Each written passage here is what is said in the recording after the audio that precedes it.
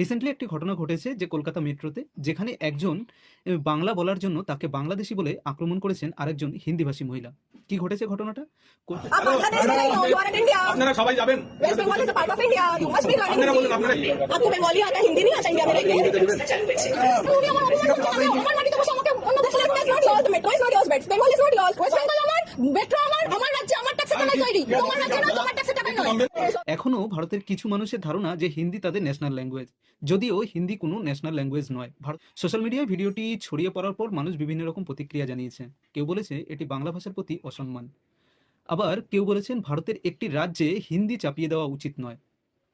বাংলায় কথা বললেই কি তাদেরকে বাংলাদেশি বলা হবে? এই নিয়েও কিন্তু অনেকেই লিখেছেন। অনেকের মনেই প্রশ্ন জেগেছে। ভারতের প্রতিটি রাজ্যের ভাষার প্রতি সম্মান দেখাতে হবে।